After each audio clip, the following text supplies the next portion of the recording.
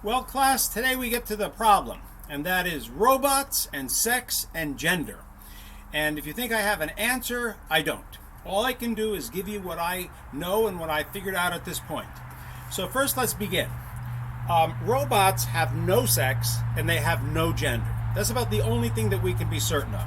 However, we create robots and we tend to make them engendered. We make them for sex robots, and there's all sorts of things that they do. But robots have no sexual identity whatsoever, unless they are sentient. So let's see if we can't figure out what these words mean. In particular, sex, gender, and behavior. And then we'll talk about the fun stuff later on, which is what's your sexual orientation. And God knows, I don't know. I barely know my own. So let's see what we can do. Sex has to do simply with biology. Most people are either XX, that means they have two X chromosomes, or they are XY. That is what you are born with. That is your natural biological predisposition. Well, we don't even know what that predisposes. There are people, rare though it might be, who are XY, but they receive no testosterone in utero, and they develop all the characteristics of a female. They look like girls, but their biology says they're boys. Some people who are XY or are XX, on the other hand, get an influx of androgen in utero and they develop male genitalia. These are people who biologically are XX, but they look like boys.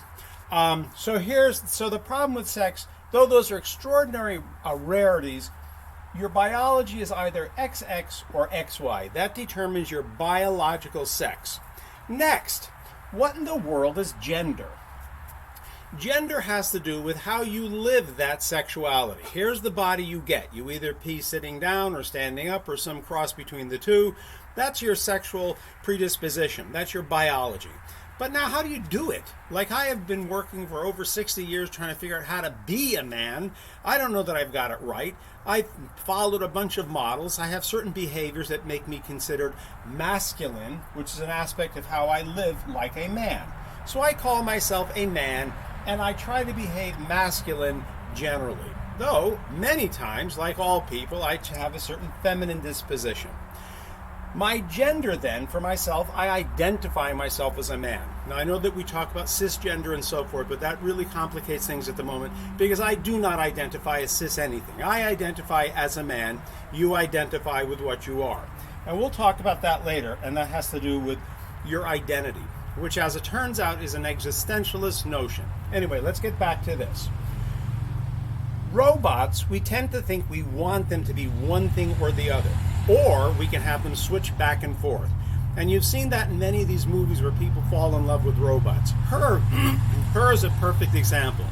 This robot has absolutely no sex whatsoever, but it has become woman in gender and acts generally feminine.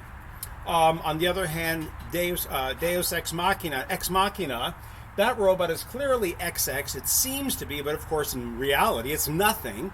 And Nathan, of course, takes advantage of robots that he makes to look like a woman because they have womanly characteristics, which gives us yet another word, and that's morphology. How do you look? Spelled it wrong. Morphology. What do you have in your pants? That's morphology. Do you have male genitalia, female genitalia? What does it look like? That's your shape. It literally means nothing more than your shape.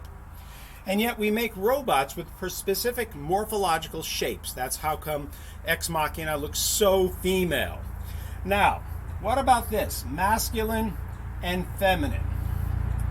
Well, that has to do with how you live your biology. Generally, people who are XY will identify as men and attempt to some degree, behave like masculine creatures who boss everybody around and take the clicker and so forth.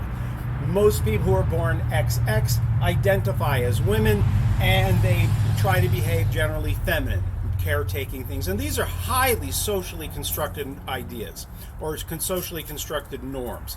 So what does it mean to be a man? Well, that's changed over many, many generations. Sometimes men used to be the most murderous creatures on earth. Think of Genghis Khan. On other times, you find men being, what do they call them now?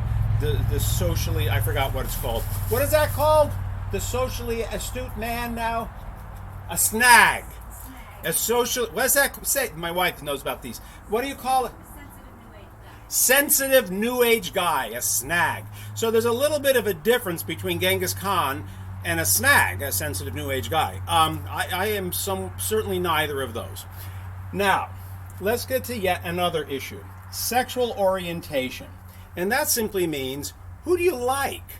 And actually, any possible mixture, whether you're a man who likes a man who likes a woman, a man who only likes himself, a man who only likes a robot who has no biology whatsoever, a woman who likes a woman, all of this is normal because human beings have the capacity to become attached to anything. And this is why Freud will talk about something called cathexis. And we'll get to that when we talk about Freud. The idea is people can fall in love with anything. Literally, and this is why the robot problem is so difficult. If I fall in love with a robot who looks like a boy robot or a girl robot or looks like an automobile robot, God knows it's possible to fall in love sexually with anything. That is human nature, which is a peculiar thing. So we have lots of social structures to try to force us to behave in certain ways or to guide us to behave in certain ways. And when we talk about Marx, we're going to see this is actually called superstructure. What are those systems that help us direct who we are and how we behave? So normal is pretty much anything. Anything's normal. The question is, what's typical? Typically, people who are XX, who are women, attempt to be feminine, and they are what we consider, I guess, I don't know what it is, they're straight is the word, women who like men. That is the more typical orientation. That's their sexual orientation. On the other hand, is anything abnormal? And it turns out if it's natural, it's normal.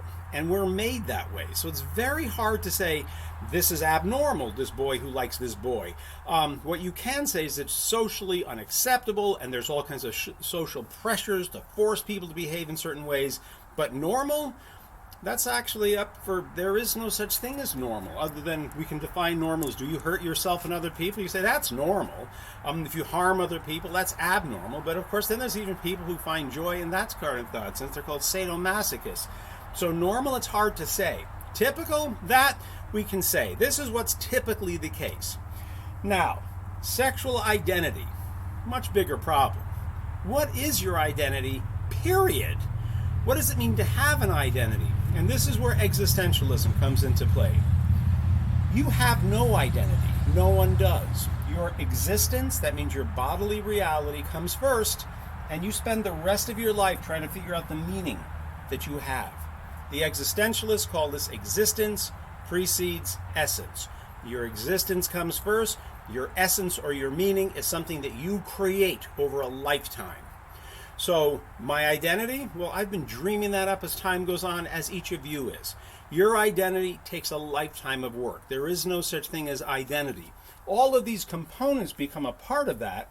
And when we look into the relationships that people are going to have with robots, we're going to say all of these same things.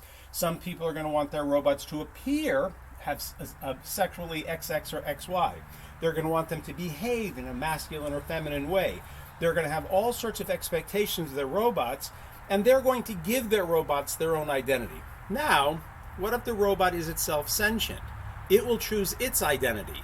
Do you have any reason in the world to imagine that a robot would choose a humanoid identity? I don't. It's most likely going to do something along the lines of what we saw in her. It'll create identity that's completely unlike anything we can even comprehend. Our vision of reality is entirely based on our human situation, but a robot is not a part of the human situation. And that's why what we're seeing are some pretty extreme oddities when robots begin to communicate with robots. Facebook not too long ago had two robots talking to each other. It created a language that nobody could understand, and they turned it off. Anyway, so there it is. Sex is your biology. You're given that. It's your thrown existence. Masculine and feminine is how you behave with that biology. All sorts of social norms and predispositions of how to be that. Gender, woman or man, is something that has to do with how you think of yourself in terms of your sexual identity, but your sexual identity doesn't really exist. And then orientation, well, who turns you on? And that's an entirely different thing. And that's where, when we talk about sexual orientation, any mix is normal, even if any mix is not typical.